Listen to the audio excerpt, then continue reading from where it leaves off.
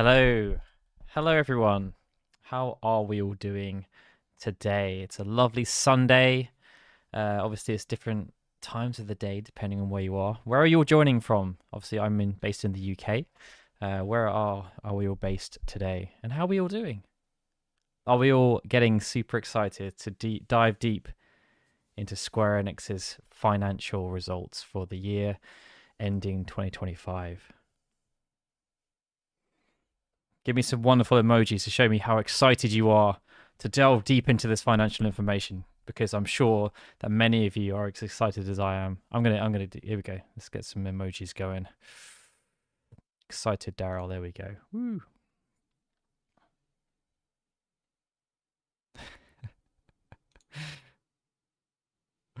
All right, so yeah, the plan today is pretty straightforward, really. We're going to run through Square Enix's financial results from the previous year to talk about how they did, and then we're going to look at their revised medium-term business plan.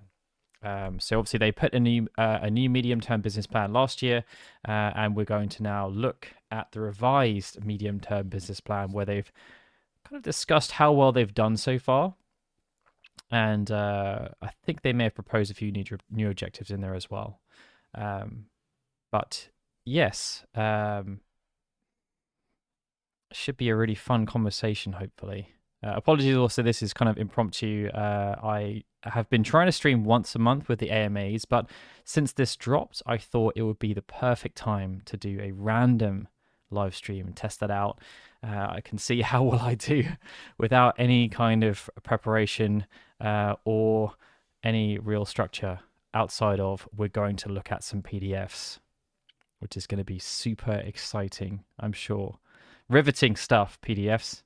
But yes, how is everyone doing? Hopefully, you've all been enjoying the month of May so far. I have been thoroughly enjoying the month of May so far. Obviously, we have the crowdfunding campaign going live. Well, it is live. It went live right at the end of April. So towards the beginning of May, and obviously throughout May so far, it's been really great to see how much everyone's been supporting the project and kind of responding to what it is we're trying to do with this new book. It's really cool. If you're wondering what on earth am I talking about right now, TPR is in the chat, everyone. TPR. We have a celebrity joining us today. Many of you people ask, what is this random TPR thing that appears at the top left-hand corner of our video sometimes? TPR is the wonderful musician who produces a lot of the covers that we use in our videos. And I would very much recommend that if you enjoy the music we use, that you go to Spotify, type in the 3 letters, TPR, and have your mind blown. Because TPR doesn't just do Final Fantasy arrangements. They do many other arrangements for many other games, and there is a pretty consistent release pipeline, from what I remember. Mr. TPR, what has been your most recent arrangement album that you're most proud of?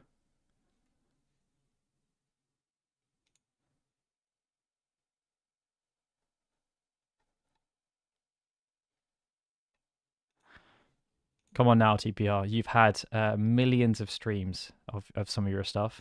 But yes, I digress. So the Guardians of the Crystal is our new Kickstarter project. It's a book all about summons. I'm going to put a link in the chat here if you're interested. We have loads of wonderful covers, art prints. We've got a wonderful pin badge. There's a commemorative coin coming as well. The design is being finalized. I should be hopefully as well sharing the bookmark soon that everyone's going to be getting for free if they're a physical backer. Yeah, feel free to check that project out if you're interested in books and you're interested in summons and you're interested in basically the concept of the book is that if you like our evolutions videos, it's that, but a mini version of an evolutions video for every summon that is summonable in a mainline entry game. The coin will be planned to be just as chunky as the previous book, yes. That is very much the plan. But yes, I think we're good now to dive into some financials. Is everyone ready? Strap yourselves in. It's gonna be pretty hardcore, I think. Sludge, the book is going to be relatively limited. It's going to be the same as last time. So we're going to have the Kickstarter campaign. In the months that follow, there will be a chance for you to still back before we go into production. Once we go into production, there will be no opportunity to buy, and then when we go into next year, we may sell copies that we like if we order any extra ones or anything like that we'll have available for people to purchase. So it's going to be very similar to this one, but the timings will be slightly different because the last time it took us ages to ship the product out. This time we should be able to ship it out a lot quicker. So everything should be a lot more condensed, hopefully. All right, so we're going to try something that is unusual for me. We're going to go into a small camera view. Hopefully this all works out well. And we should see Square Enix's financials. Here we go. This is the investor relations page. I spend far too much time on here, I'll be honest. Combing through things, diving deep. But yeah, so specifically, we're going to be looking at these two documents here. We've got the results briefing session for the fiscal year ending the 31st of March, 2025. And then we have the medium-term business plan for these 3 financial years. You'll see here, if we go down to 2024, we've got the same thing. And then in a couple of months, they will do kind of like they'll publish the Q&A essentially of the things they get asked. Obviously, that Q&A was done around the same time, but they don't share it until about 4 months later, which is great. Sometimes in Japan, someone will be doing transcriptions of the questions and answers, but obviously that's not an official source or an official translation. So this is where you go to get the official word, essentially. So let's dive first of all into the actual results. And what I'm going to do here as well is I'm going to be a little bit fancy, hopefully. So these are our results, top level. You can see the comparison between last year. What I'm going to do, though, is I'm going to use one of these newfangled functions they have, which is split view. And then I'm going to bring up the previous targets. So what they were aiming for. So this is from their last year's business plan. And if I go down to the bottom of that, here we go. You should see now that we have the forecast. So we can actually do a comparison about how they did in relation to what they wanted to do. So here we can see that actually their forecast was 310 billion yen. They actually accomplished 320 billion yen. So they did better than they were expecting to do. And their operating income, they were aiming for 40 billion yen, and they actually hit 40.5 billion. So again, they made more revenue than they were expecting, and they also made more profit than they were expecting. Ordinary income was also up in comparison to slightly down in comparison to what they were expecting. And then we go into like the profit they were attributing to everyone. So in some regards, they did well in comparison to what they were forecasting, and in others, they didn't do quite so well. So they sold more games, they got slightly more profit than they were expecting. Yes, ordinary income was up. I was getting them all around. But the profit attributable to the owners of the parent was slightly lower. So all in all, based on what they were forecasting, they actually did reasonably well. And I think that's something that's kind of worth stressing here, that actually, even though it looks bad, yes, the profit was down. The sales were down. The profit was up.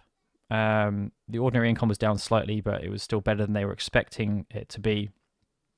So if we're looking at the overall objectives here, obviously we've had the new president and CEO come in, Takeshi Kiryu, and his objective has very much been to try and figure out how to solve the Square Enix problem, because they are a beast of a company. Just for reference here, I'm going to do some quick rudimentary conversions.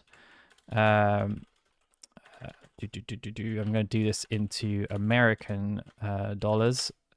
So they made That 320 billion yen translates to $2.2 billion. So they made $2.2 billion this year. They are by no stretch of the imagination hurting as a company. They still make an absolute boatload of revenue.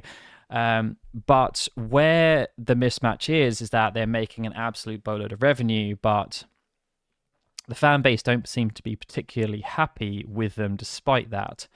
And I think they're trying to find this happy medium of, okay, how do you generate a load of money?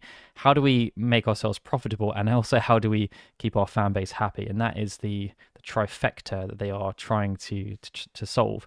And it's something that they've been really honestly struggling with for a very long time, because really ever since the Square merged with Enix, it's been something where they've struggled to find that correct balance between sales, profitability, and pleasing the fan base, and making sure they leverage their IPs effectively. Now we can see here that if we're looking into how they achieved some of this profitability, it's that they reduced their headcount by almost 200 people. That would have surely saved them quite a bit of money, but also they would have spent some money in terms of payoffs if they were, especially if they were based in the UK, for example. They did make some redundancies in the UK. Some of the employees were relatively senior that they got rid of. And there was also redundancies in the US as well. I don't know if there were any in Japan either, but there would have been some savings there, especially for long term. If we go down, I don't have a breakdown, I don't think, in the previous report of what their forecasts were per division, but we can see that their digital entertainment area, which was basically their games division, that's where the massive loss in sales came from that we saw up here. And it was actually somewhat offset by their amusement division. So this is kind of like their physical locations, their kind of coin-operated slot machines, pachinko machines, those kind of things. And then we've got publications, which actually did slightly worse than last year. Merchandising was stable. And then the income. So this is an interesting one, actually. So even though they made, 41 billion less yen this year, which is... they made $280 million less this year than they made last year. They actually made more money from that in terms of profit from the company. So they made less revenue, but their profit was actually up. Now, someone's also just mentioned in the chat about the massive budgets. This would have been one of the reasons. So obviously last financial year, they had Final Fantasy 16 and they had Final Fantasy 7 Rebirth launch, and the profitability in those launch months was quite low because, and I don't know if it's commonplace in Japanese companies, but Square Enix seem to recognize the development costs of a product when it launches, as opposed to spreading out throughout the duration of the development. We don't know officially how much Rebirth cost. Ballpark figures are probably around the 75 to 100 million range, based on the fact that Forspoken, for example, we know cost around 75 million to make, but it's never been officially confirmed how much the game cost to make or how much they spent on marketing, for example. But we do know that, obviously, based on the reports that came out last year, that the digital entertainment division wasn't overly profitable. And this 8.4 billion increase is actually normally the most profitable areas for the digital entertainment segment are mobile and the MMOs, and the HD games, which is their console games essentially, are almost always making a loss, or they are breaking even. And we actually saw this when the financials were released around Crystal Dynamics, the sale of Crystal Dynamics and Eidos as well, that they kind of operate on breaking even. And that's obviously not that great for Square Enix. They want their games they're making to be profitable and have a pretty hefty profit. And for a long time, it's been the mobile division and the MMO division that have been really generating a lot of the profit. We can also see here that the amusement division was pretty decent. So it's about 10% profit, and the publications is more profitable than that as well. Merchandising is also reasonably profitable. So then if we run down, I'm just going to skip over this bit because it's all about the money they have in the bank and etc. liabilities. we can then see the breakdown graphical form in terms of their general performance. So we can see their sales. It's the lowest sales they've had for 3 years.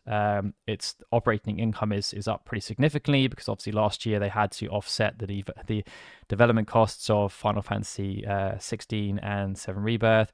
But they also had the whole write-off of all the cancelled games that they had to deal with as well. But they've kind of recovered from that. They've steadied the ship. Even though they've made less revenue, the profit's still decent. Now, if we then go into the digital entertainment segment, I'm just going to skip over this first one and go straight into the HD game segment. Now, as I said, this is the common story here for the HD game segment is that typically you'll see a loss. So here we can see that last year, the net sales, this year they made 75 billion, which doing quick translations is, they made about $513 million this year in revenue for their games. Last year they made about just shy of 700 million. So they made about 200 million less this year in comparison to last year. But the operating profit was 11 billion higher. So last year they obviously made a loss of around 50 to 60 million.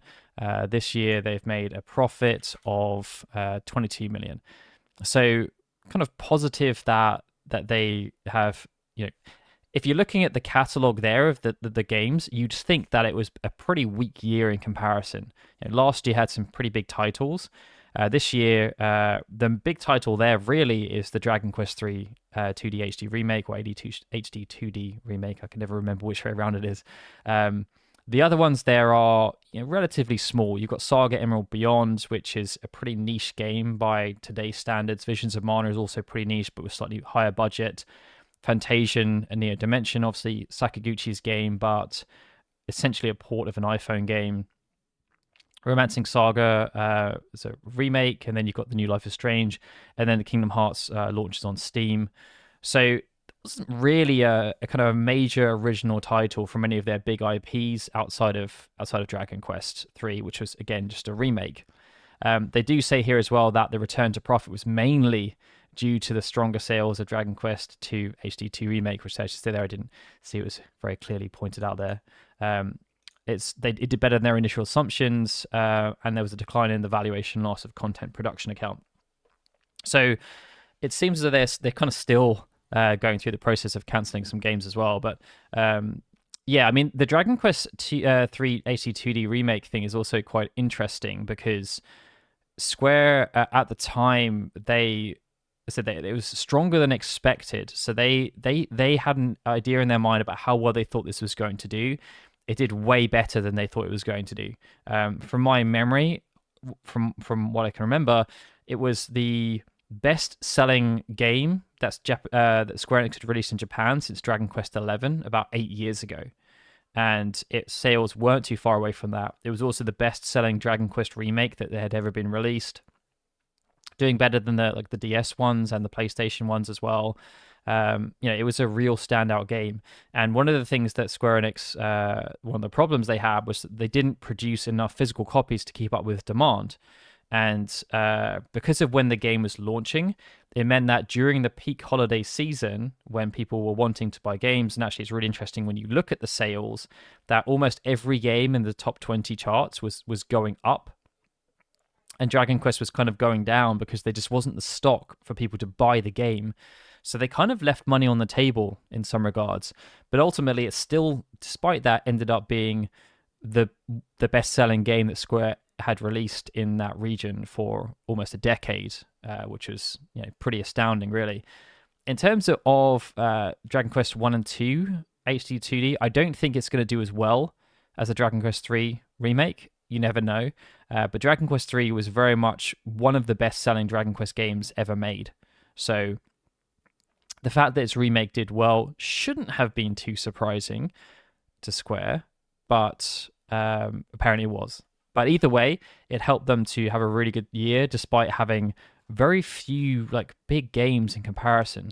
Dragon Quest is obviously one of their biggest IPs, but it was a remake of a Famicom game. It wasn't it wasn't an original title. It wasn't a Dragon Quest 11. Sorry, Dragon Quest 12. There was no Kingdom Hearts, no Final Fantasy this year, no Nier. So a lot of the IPs that they were using were quite small in comparison. So very strong for them. We have a question from Arctic Based who says, thank you also for the super chat. Is there any chance of a new Final Fantasy X project in the foreseeable future? I think the answer to that is unfortunately no. Unless there's a big change in terms of how Square Enix operate, they typically don't allow the production of new properties relating to an IP unless the senior stakeholders from the original IP or property were involved. So in this case, it would have to be Kitase, Nojima would be the two principal ones, and Toriyama as well would need to be involved too. So those guys are very knee deep in the last part of the remake trilogy. So until that is done, I don't see them doing anything relating to Final Fantasy X, which is a shame because I think there's obviously lots of teases they've been doing. They've been really like getting people excited about the prospect of something else happening with that particular sub franchise, but I don't think it's going to happen anytime soon, unfortunately. So let's move on to the next aspect of the digital entertainment division, which is MMOs. This has typically been a gravy train for the company, and it looks as though that's kind of continuing here. So they had Dawn Trail, and that helped them to generate, was it 22 billion yen in profits, which relates to about 150 million.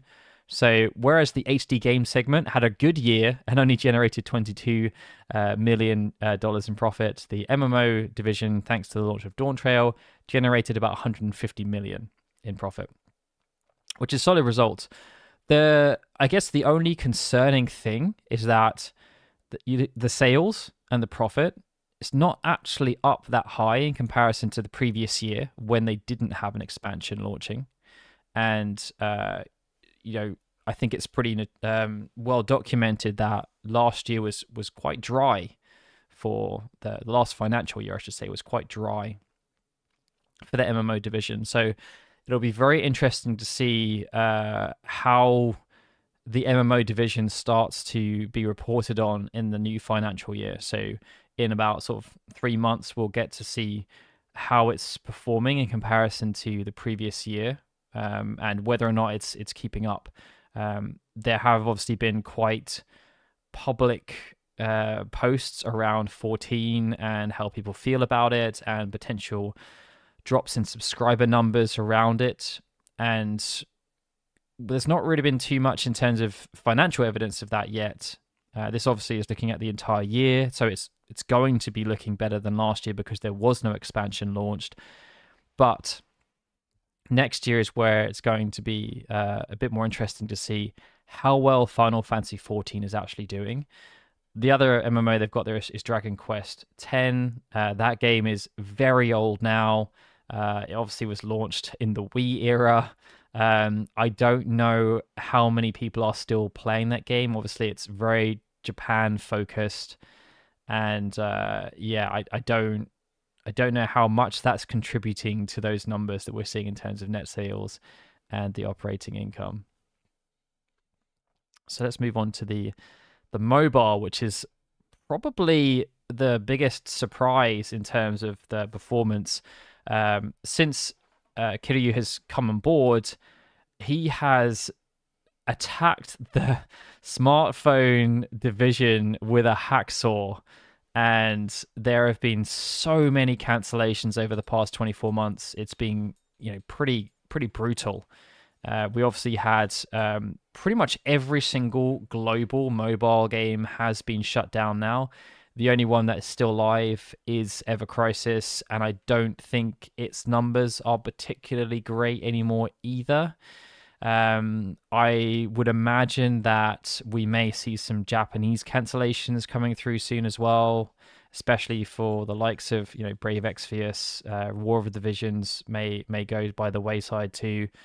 They tried to kind of right some wrongs with Emberstoria, which launched in Japan at the end of last year. That hasn't done particularly well either. And you can see this in terms of the sales. So, in just a year, the sales have gone down from, well, they've lost 26 billion in sales. That is a drop of almost $200 million. And their profit has gone down by 6 billion, which is a drop in profit of about $40 million. So the mobile division is having a really, really tough time. And it's going to be fascinating to see how Square choose to try and fix this, because mobile gaming is still a huge part of the industry. It's the biggest part of the games industry, actually. If you look at the entire revenue generated across all the different spectrums of gaming, mobile gaming is where the majority of people are spending their money.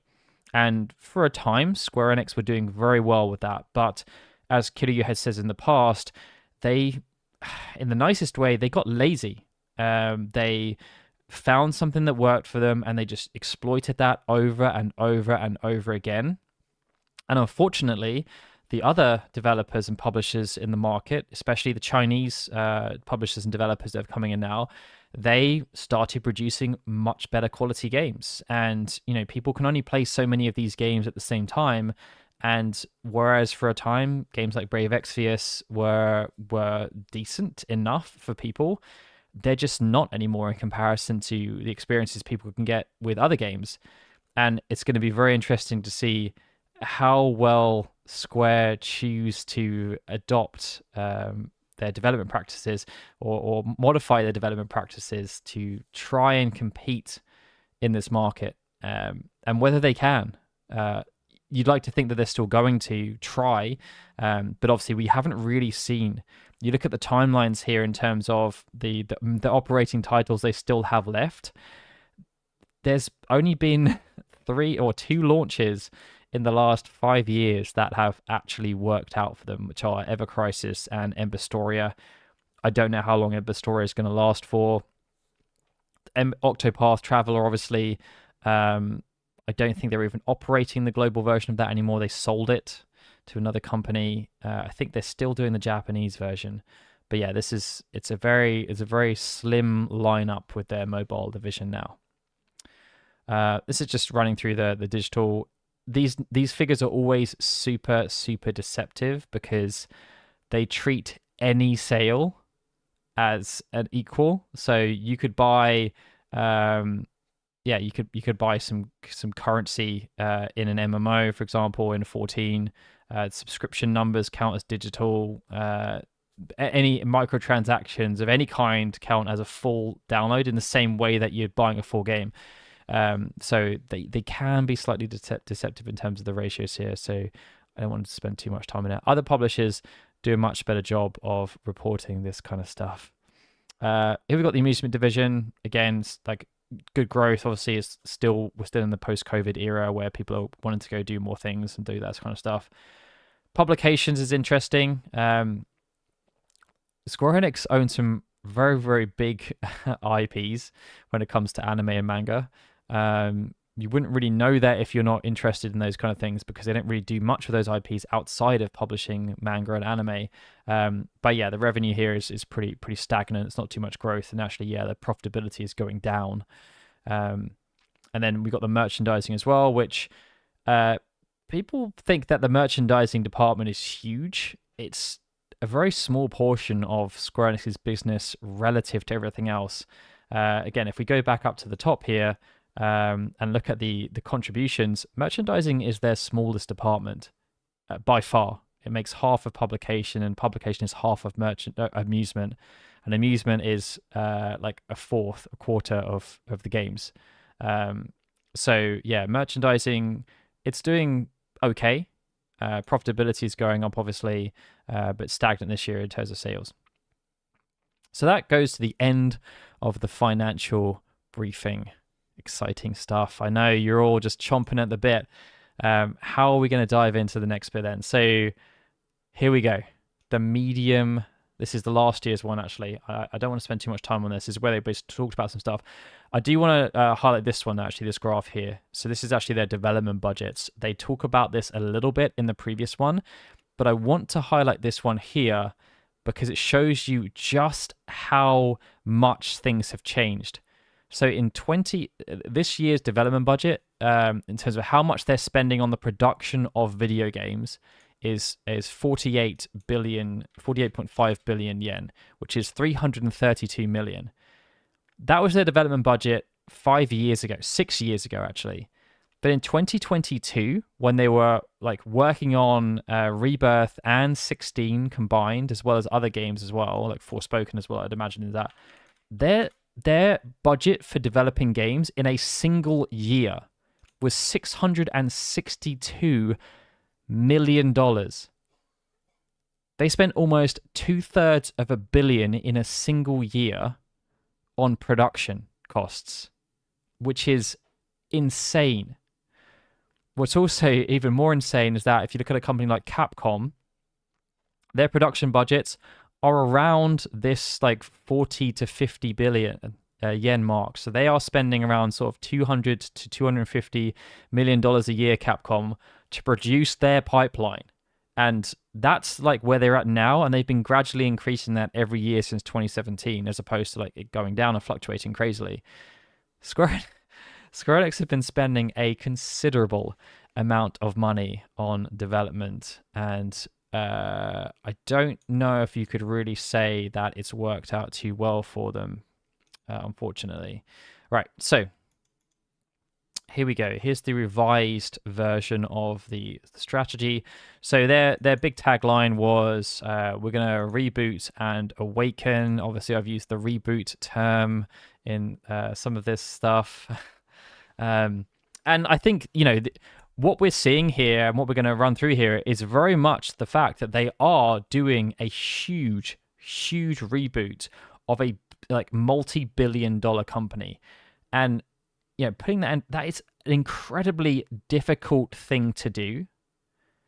And it's why, there are some significant challenges they're facing in terms of being able to, it's the whole thing about, trying to alter the course of a huge tanker or something. It's very hard to do because you have to change the direction of so many moving parts.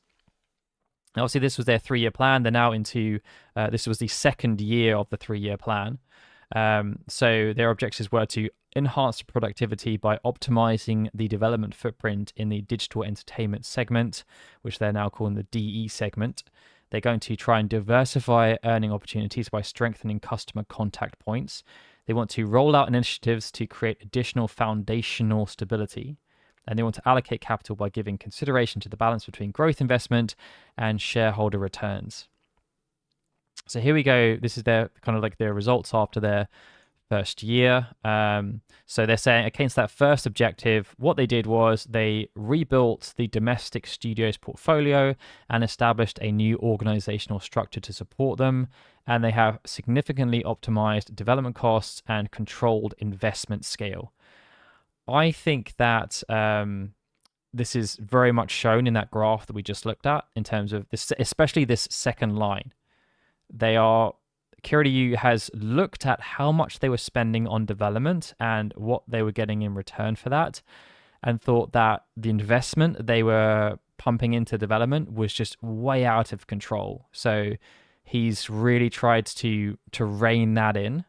And then the projects they are continuing to work on, making sure that those costs are really as optimized as they can be. So the next thing about diversifying of incomes by strengthening customer touch points. Here we go. So yeah, promoting multi-platform strategies for HD titles, accelerating multifaceted development to maximize IP. So essentially, this is their multi-platform thing. They talk about this in a bit more detail as we go through in terms of how that's worked for them. Rolling out initiatives to create additional foundational stability. Improvement of management infrastructure for domestic operations. So again, this dovetails with their establishing an organizational structure to support things. And then they've got the initiation of structural reforms for overseas operations and the optimization of selling, general, and administrative expenses. I don't think they go into it too much, but there are lots of things happening. So, for example, in Europe, Square Enix are no longer distributing their own games. They have given that responsibility to Namco. So all physical copies, or well, I think the majority of physical copies of Square Enix's games are now being fulfilled by Namco as opposed to their own supply chain. And obviously, the idea is that Namco are much better set up to do that than Square, so they should be able to sell more copies and have a more optimized pipeline. And the last thing is about shareholders, so we will skip that. So this is the kind of slide I absolutely love to see, but I would love to see a teeny bit more detail. So this is basically showing us how they have gone about that first point. So yeah, we're enhancing their productivity by optimizing development footprint. And this is showing how they've done that thing of rebuilding the domestic studio portfolio. So here we can see now, we know that they used to have the creative business units. Now we know they're rebranded to creative studios. And a big part of that was that they've restructured the organization based on business models instead of the conventional business unit system. And this means they can integrate and share development knowledge and promote the strengthening of in-house development capabilities. It seems, and I don't know how literal this is meant to be, but there are now 3 creative studios. There is a studio specialized in HD games. There is a studio that specializes in HD games and MMOs, and there's a studio specialized in SD games, which is what they call mobile games. If that's the case, it means that there are now only 3 creative studios. We can assume that this one in the middle here is Creative Studio 3, which was obviously Yoshida's department, because they are the only department working on MMOs. They look after 14 and 11 and Dragon Quest X. And they obviously did also work on Final Fantasy 16. They have said as well that they've consolidated all of their mobile divisions into one.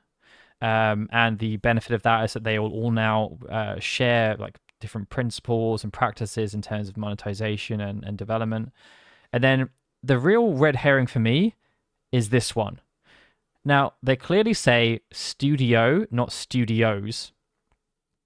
And because at the moment, according to the executive biographies, Yoshinori Kitase is looking after Creative Studio 1 and Creative Studio 2.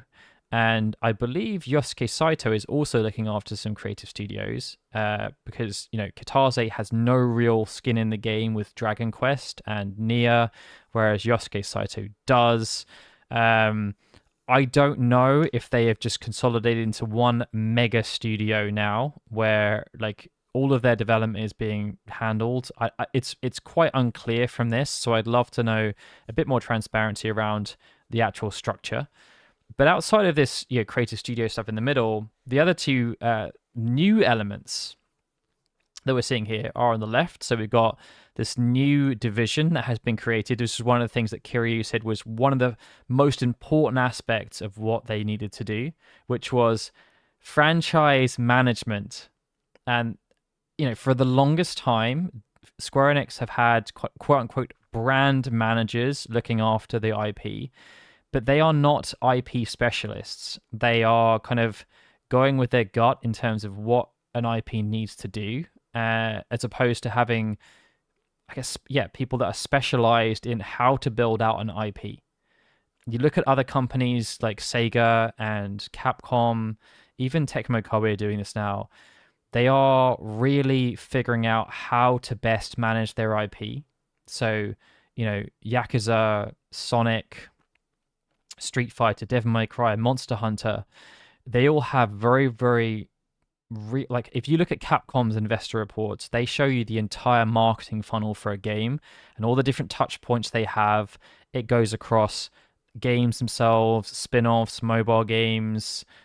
You've got like supporting materials like TV shows, movies, anime, manga, everything that they can possibly do, even like collaborations, crossovers, physical stuff in Japan, like amusement arcades, pachinko machines. There will be a team that are looking after each individual IP at those major publishers. And Square Enix just haven't been doing that. You know, the brand manager for a long time for Final Fantasy was Shinji Hashimoto. I think he did a pretty decent job considering, but you can tell that there hasn't really been a uniform approach to how we're going to use Final Fantasy, because there have been, I don't know, like 6 maybe different business divisions working on Final Fantasy at any given time, all working on completely different unrelated projects that have, yeah, there was no real idea what Final Fantasy was. The mainline games, obviously, people expected there to be a degree of fluctuation, but we've had the mainline, like 10, 11, 12, 14, 15, and 16 were all made by completely different creative teams. The only consistency you had was 10, 13, and 7 Remake. All the other games were made by completely different teams. So it's very hard to get consistent identity or approaches, development ideas, storytelling. There's going to be always massive distinctions. And then you've obviously got all the spin-offs as well, which have been made by different divisions, the mobile games, which are all made by different divisions. There was very loose management, let's say. And so there's a real hope that this franchise management division is going to take a really strong, firm look at the big IPs that Square Enix have and what they're going to do with them. I think, if you look at Square Enix in comparison to other publishers, I cannot think of another major video game publisher, Western or Japanese, anywhere in the world, that has 3 of their 4 biggest IPs effectively on ice. We are now at the point where Dragon Quest XI came out 8 years ago. Nier Automata came out 8 years ago. And Kingdom Hearts 3 came out over 6 years ago. So the 3 biggest IPs that Square Enix have, or the 3 of the 4 biggest IPs that Square Enix have not had a game released in half a decade. And 2 of them were closing on a decade, which is absolutely crazy. And Final Fantasy obviously has been very sporadic as well in terms of its utilization. But at least that one's had a degree of consistency. The other ones are just all over the place in terms of, what's actually going on. And, if you want to build an IP, you can't just have sporadic mobile games and spin-offs. Like, Kingdom Hearts has had Melody of Memory, and they've just cancelled Missing Link. Nier had the remake of the first game, or the remake remaster pseudo, and they also had the mobile game and the anime, but there's no real plan there. It seems like they released the anime, but there's no what's next. They released the anime, then cancelled the mobile game, and there's no word whatsoever about what is even happening with that IP next. So yeah, my hope is that this new division has a real plan for what they're going to do. And hopefully, they've already said that the Magic the Gathering collaboration is one of the first things that's come out of this franchise management division. That collaboration would not have happened prior to this division being set up, prior to Yoshinori Kitase being ultimately the person who's responsible for saying, should we work with Magic or should we not? Now they've got actual IP specialists in there figuring out, okay, which collaborations should we do, which ones are really prominent and good for the brand. So yeah, hopefully that's a really good thing that is going to happen. The other very curious element, and I'm going to not highlight the first part because I know it can be slightly triggering for some people, is the engine development division. So this has the responsibility of promoting multiple R&D projects that will contribute to the development efficiency through the use of AI. This is a very interesting one, again, for me. Square Enix have struggled with building an engine for a very long time. They have tried. They obviously had the Crystal tools, and then they tried Luminous. They've had numerous engines that they've tried to build themselves and struggled to do so. So it got to the point where they just started using Unity and Unreal Engine. Again, if we look at the majority of the biggest publishers in the world, or the biggest video game developers in the world, they will all use their own custom bespoke engines. And the reason why is because it means that they can make their games really good. They can make their games really good. And if you think about the way they're operating right now, they're able to use someone else's engine at a competent level. And so, Capcom have their own engine, done incredibly well with that. Tecmo Koei now have their own engine. Sega have their own engines. And in the West, you've obviously got, Ubisoft have their own engines, EA have their own engines, Activision have their own engines. All of the major ones have their own engines. And Square Enix had their own engine. Luminous, the engine they used for Final Fantasy 15, was actually a pretty good engine. What they were able to do with Final Fantasy 15, one of the things that people liked about that was how good everything looked. And they were in a really good place as well. They were working very closely with NVIDIA. They were working very closely with DirectX. They went to numerous conferences where they were headline speakers showing off their technologies about what they were able to do. But the rest of Square Enix weren't interested in learning how to use Luminous. They just thought, it's too difficult. We're going to do our own thing. Let's make our own custom engine again. It was incredibly inefficient. And that's how Capcom were operating before they had their huge change of stance and decided to build the RE engine. The interesting thing about this new engine development division is that it's actually being helmed by, I'm going to get his name slightly wrong here, I think, but Takeshi Arakawa, who was the person who was primarily responsible for the Luminous engine and also then took over Luminous from Tabata when he left. Once that studio was dissolved following the launch of Forspoken, he's now been put in charge of the engine development division, and they've been doing some talks with Microsoft in relation to specifically Azure, and they're using the AI here is actually quite an interesting one because they've used AI as a Q&A tool. So if a developer is working on a game and they have a question about what to do in the engine, they've developed a custom ChatGPT model to help answer the questions so that they don't have to keep asking other developers. So that's kind of how AI is being used here, as opposed to anything much more nefarious. But it seems as though the new engine they're developing, which is hopefully going to be rolled out across Square Enix, is going to be based on Luminous again. So here we go. Here's that optimization of the development footprint that we mentioned a little bit earlier. So yes, under the new management structure, we have reviewed all projects at our domestic studios, including HD games and SD mobile games, and decided to discontinue development of some titles and invest additional funds in titles that require refinement, thereby steadily implementing a strategy of selecting and concentrating development resources. We will continue to control the scale of development investment in a disciplined manner. Disciplined being the optimum word here. As you can see, the costs of development were absolutely skyrocketing. As we mentioned, this one here, the financial year 2022 to 2023, they spent almost $1/3 billion on development. And the previous year, the year after that, also massive amounts of money spent on development.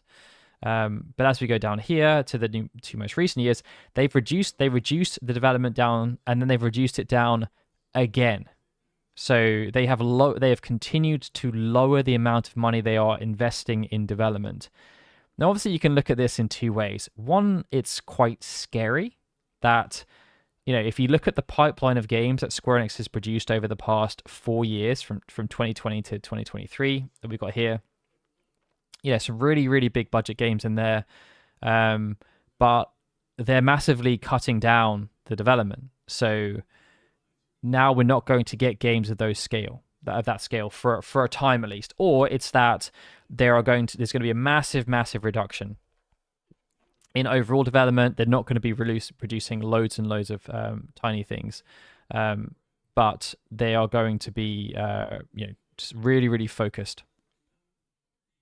Kingdom Hearts Missing Link obviously was one of the games.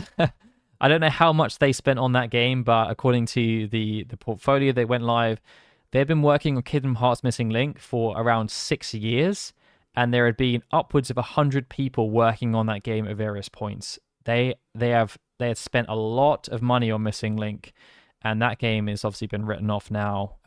We don't know how many other games have been written off, or what that looks like behind the scenes.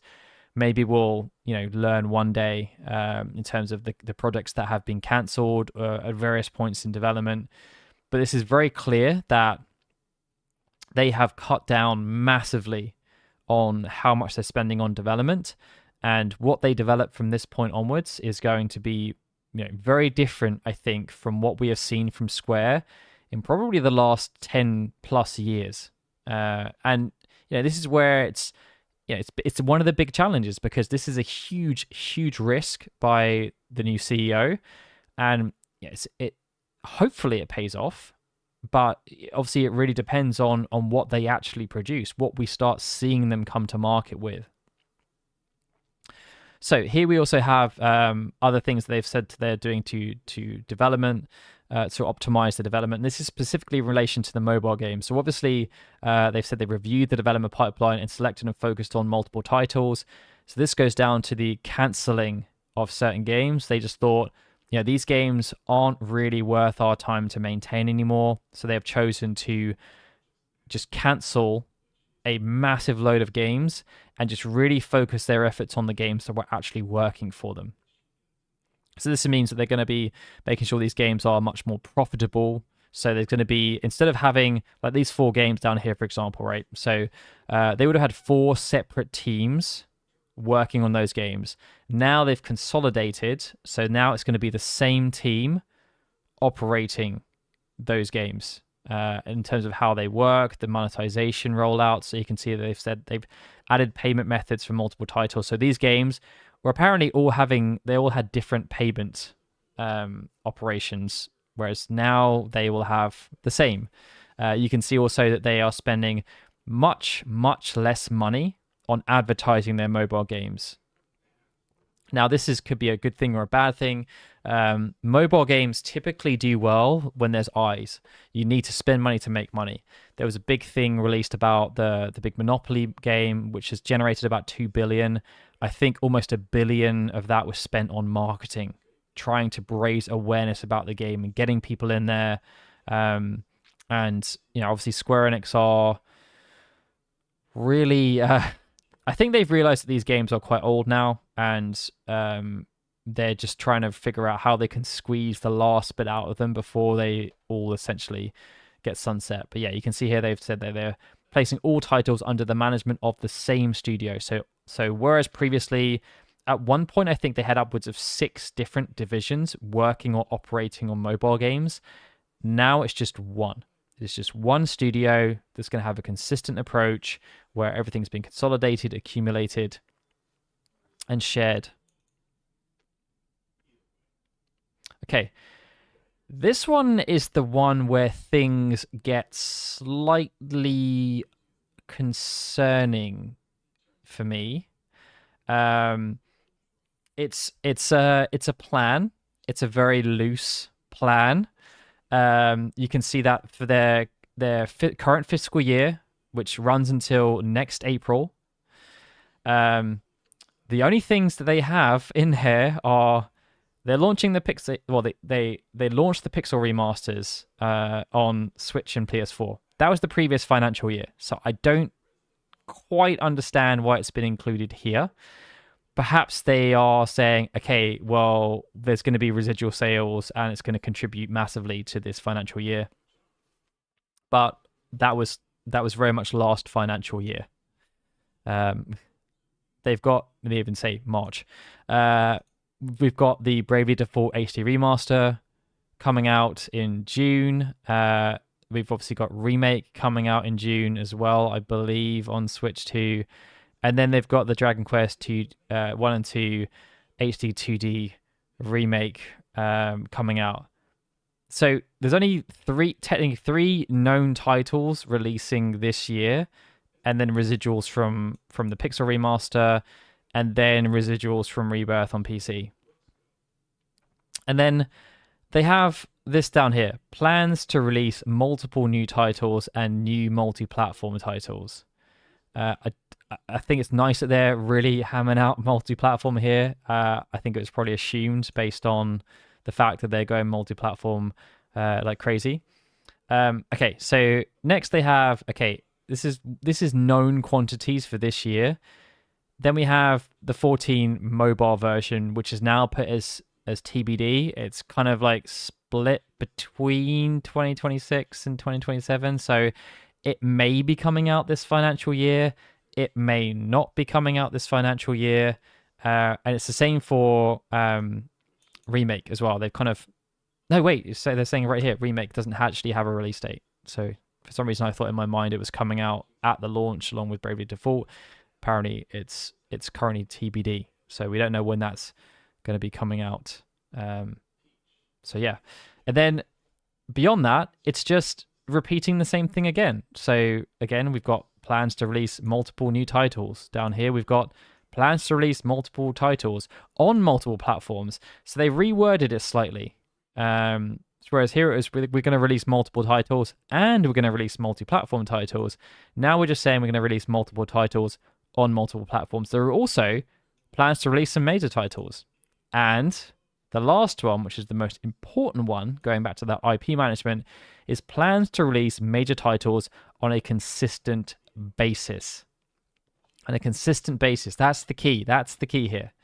But yeah, this is a very, very loose plan. There's not really much to work with here. It's very, very, very loose. Silky Johnson, I think you may need to take a break with the Final Fantasy 16 slander here. It's not really the place for it. If you don't like the game, you don't like the game, but there's plenty of people that do. Okay. So moving on to the diversification of earnings. So this is just talking about how they've gone into the multi-platform stuff.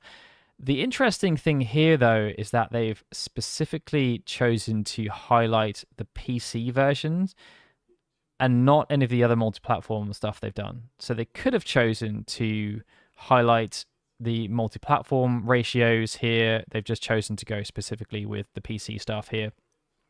But it does show that now they've gone more aggressively into PC. It's a bigger portion of the sales. It's also generating a lot more money for them. So that's been working out well for them. They also entered the Chinese mainland, which they said, which is obviously generating the PC sales as well. Here we have the customer contact points. So again, we talk about it here, expanding the development of products through licensing business. So this is the licensing business, the new thing they've set up. So the collaboration with Magic the Gathering, they're setting up more merchandising stores in domestically and internationally. They're really trying to make sure that they can benefit from the IP they have as much as possible. We've got the diversification here as well in terms of the expanding. They're still talking about the anime for Nier Automata as an example. Apparently there was a theme park business development in relation to Dragon Quest. And they held a Rebirth concert and a 14 concert in Saudi Arabia. But it does seem so, yeah, they're just testing things out. As they say here, they're laying the groundwork for future expansion with these initiatives. They've got several unannounced projects. Okay. This one's interesting as well. They are collaborating with the Tokyo Broadcasting Company. So this is like a Japanese company, a TV channel, and they are working on the development of an IP with them. So it's going to be a transmedia expansion. I presume that TBS are working on a TV show, and Square Enix are then producing the game for that TV show. And based on the old polymorphic content ideology, this should mean that one of them is a continuation or extension of the other. Anime here, just talking about how they're selling more of their anime overseas than they previously were. And then, again, this is an interesting one as well. So I'm not going to talk too much about the overseas sales and the business expansion. It's more about the internal cooperation. So I think a lot of people forget that Square Enix own Taito, who are huge. They own huge IPs themselves, like Space Invaders. They're also big in the arcade scene. And this is just reiterating that they are not being excluded from all this stuff. They are very much trying to strengthen the connection between Taito and Square Enix. And they're going to be working together to launch some overseas collaborations as well. So where are we now? This is all just about labor stuff, foundational stabilities, HR initiatives, dividend payouts. This is, again, just revenue-based things, like financial targets. Essentially, they're setting themselves in relation to the digital entertainment segment. They want to have their operating margin of 15% by the end of this point. They want to have shares, blah, blah, blah. And then we get on to their targets for next year. And this is the thing that I think is, it's not like scary for people, but I think it's more of a realization for people that lots of people in the chat have been talking about like FF9 remake and all these things. These numbers suggest that, I mean, if that is happening, it pretty much isn't happening this year. They're saying that their net sales are going to reduce by, this is their estimate. They're estimating that their sales are going to decline by 44 billion yen. So that is, they reckon they're going to make about $300 million less this year than they made last year.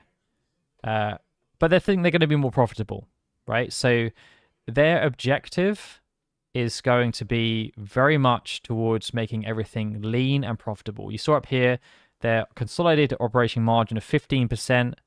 They're aiming this year for 14.6%, very, very close to their goal, and they're going to push it further next year. But they are very much expecting this year to be a year that is leaner than last year. So last year, for reference, they had like Kingdom Hearts on mobile on PC. They had a Saga game that had Visions of Mana. They had Life is Strange. They had Fantasian port. They had Romancing Saga 2 remake. You know, it was a pretty light year in terms of their bigger IP. They're expecting now to do even worse than in terms of sales for this forthcoming year. So obviously they've had Rebirth launch at the start of the calendar year. I'm sure they'll get some residuals from that throughout this year. They're obviously hoping to launch Remake on Switch 2. They're hoping to get some residuals from that, I'm sure. Bravely Default as well, a pretty cost-effective thing for them. The big ticket item for them, I think, this year is going to be the Dragon Quest 1 and 2 HD Remake. That's what they're hoping is going to generate a lot of this, I think. But I don't think there's going to be anything major relating to Final Fantasy this year, or Dragon Quest, or Kingdom Hearts, or Nier, based on this. We may get, if we're going to get anything, it will be like a remaster of some kind, like we've got with Bravely Default. You know, they've just announced that a couple of months before it's being released. They don't have to do a massive marketing lead up for those remasters. So they could drop a Final Fantasy related remaster later in this year, or to launch in Q1 next year with limited lead up. You know, they could launch something, they could announce something during Summer Games Fest that's going to like release in September, October. And yeah, so I think this year is going to be quite light, and the next year could be quite light too. But I'd imagine it's going to be a bit more business as usual. You know, the next financial year, which is obviously mid 2026 to mid 2027, we should be getting the final part of the Final Fantasy VII remake during that year. I don't know if we'll get anything else though. We'll see. We'll see what they forecast. If the forecast goes up to anywhere like 350 plus billion, then it means we're getting some big titles in the next fiscal year. But we'll see. But yeah, that's pretty much the financials. Hopefully you guys enjoyed the run through. Are we doing for time? That was 1.5, just over 1 hour. That was my plan. Just over 1 hour. So yeah. Thanks everyone for joining, and hopefully we'll we'll see how this year goes in terms of. I mean, this year Square Enix exceeded their goals. They forecasted lower and they actually did better.